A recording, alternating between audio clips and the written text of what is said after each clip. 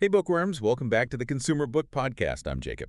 And I'm April, ready to dive into some really great books with you all today. Yeah, today we're going deep on three books that caught our eye. We've got a really hotly anticipated prequel, a thriller that I think is going to keep you on the edge of your seat, and a heartwarming story that explores the complexities of family and self-discovery. It's a real mixed bag. I'm excited Me too. to see where we go with this. Yeah, let's start with the one that I know everyone's been buzzing about, Sunrise on the Reaping by Suzanne Collins.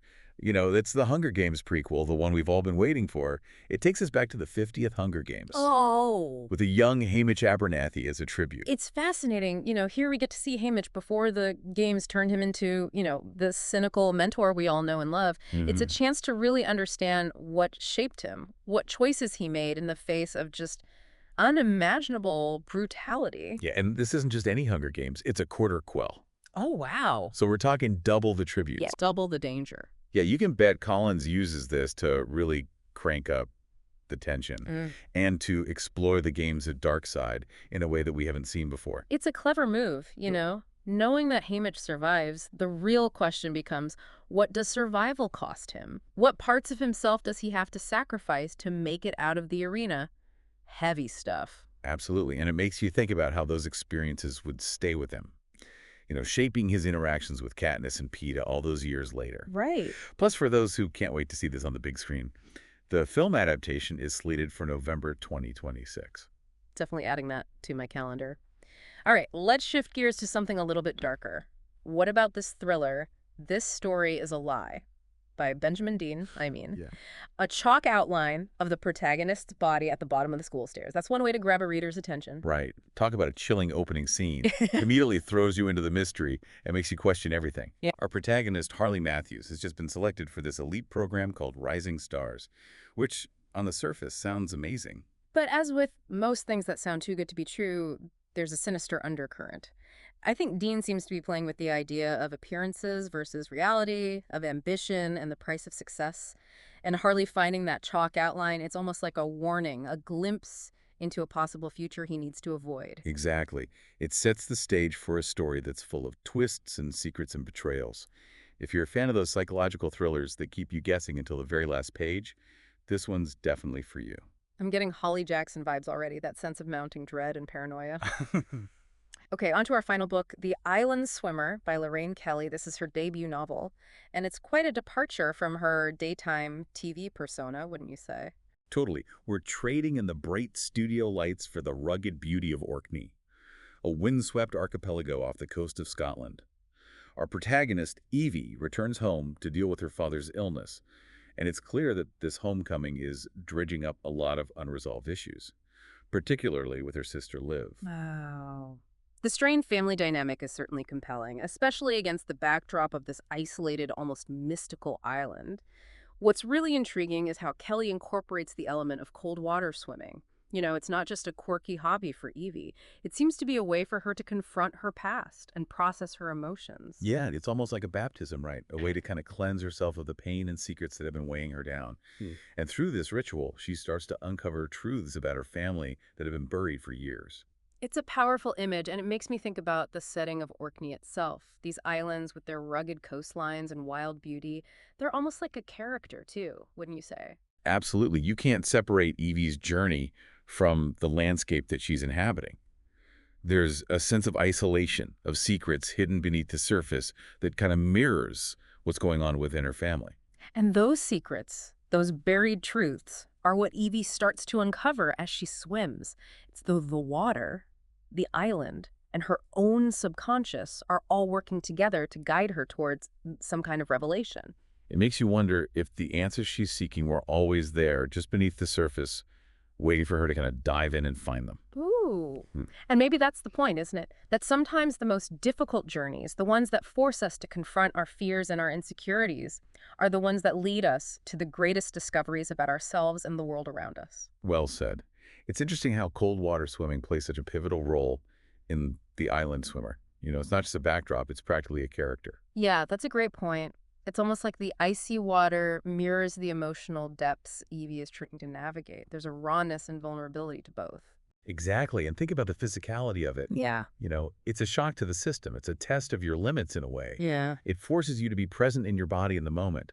And that's something Evie seems to be craving a way to escape the swirling thoughts and anxieties in her head. Right. It's like she's using the cold water to shock herself awake, both physically and emotionally. It's a way to break through the numbness she's been feeling the years of avoiding her past and her true self. Mm.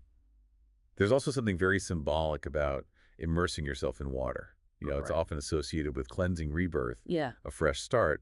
And for Evie, who's carrying so much baggage from her past, that act of plunging into the frigid water could be a way to wash away those old hurts, those lingering regrets. It's a powerful image, and it makes me think about the setting of Orkney itself. These islands with their rugged coastlines and wild beauty. They're almost like a character, too, wouldn't you say? Absolutely. You can't separate Evie's journey from the landscape she's inhabiting. There's a sense of isolation of secrets hidden beneath the surface that mirrors what's going on within her family. And those secrets, those buried truths, are what Evie starts to uncover as she swims. It's as though the water, the island, and her own subconscious are all working together to guide her towards some kind of revelation. It makes you wonder if the answers she's seeking were always there just beneath the surface, waiting for her to dive in and find them. Right, and maybe that's the point, isn't it? That sometimes the most difficult journeys, the ones that force us to confront our fears and insecurities, are the ones that lead us to the greatest discoveries about ourselves and the world around us. Well said. Okay, so we've explored the depths of the island swimmer, but let's not forget about Sunrise on the Reaping. What are your thoughts on the fact that this prequel focuses on Haymitch's experience in the games? I think it's a brilliant choice by Collins. We already have Katniss's story, which is about rebellion and fighting for change. But Haymitch's story, his journey to becoming a victor, is about something else entirely. I think it's about the cost of survival, the scars that trauma leaves behind. We know Haymitch went through something horrific in the arena, something that turned him into a shadow of his former self.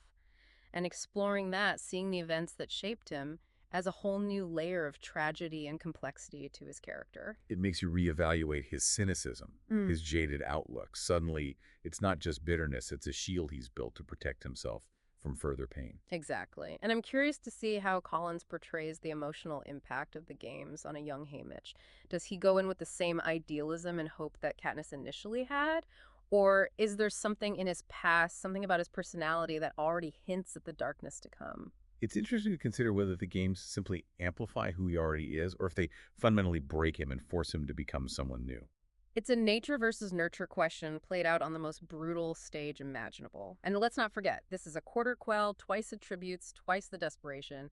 It's a recipe for alliances, betrayals, and moments of sheer terror. Right. I can't wait to see how Haymitch navigates those challenges. And how he manages to emerge victorious, even if that victory comes at a terrible price. It's going to be fascinating to see how Collins connects the dots between this prequel and the events of the original trilogy. Speaking of connections, let's not overlook the thematic link between Sunrise on the Reaping and This Story is a Lie. Both books seem to be exploring the idea of appearances versus reality, but in very different ways. That's a great observation. Yeah. In Sunrise on the Reaping, we have the spectacle of the Hunger Games, a televised event designed to entertain and distract the masses from the true horrors of Panem. It's all about creating an illusion of control, a carefully crafted narrative that hides the underlying brutality. And in This Story is a Lie, we have the Rising Stars program, which promises success and opportunity, but might actually be a breeding ground for something far more sinister. It's that classic trope of the elite institution hiding a dark secret. Both books seem to be asking us to question what we see, to look beyond the surface and consider the motivations of those in power. It's a timely message, especially in our current world, where information is so easily manipulated. Absolutely, and it makes me think about the choices our protagonists face. Do they conform to the narratives they're given, or do they try to break free and forge their own paths? Do they accept the lies, or do they fight for the truth? It's a question that resonates with all three books in different ways. Evie's journey in The Island Swimmer is about uncovering the truth about her family and ultimately about herself. Mm-hmm. Harley, in This Story is a Lie, is trying to figure out who's manipulating him and why, and Haymitch, in Sunrise on the Reaping, is facing the ultimate test of survival, where the line between truth and deception can mean the difference between life and death. And that's what makes these books so compelling. They're not just stories. They're explorations of the human condition, of our capacity for both good and evil, for resilience and despair. They force us to confront uncomfortable truths about ourselves and the world we live in. Well said.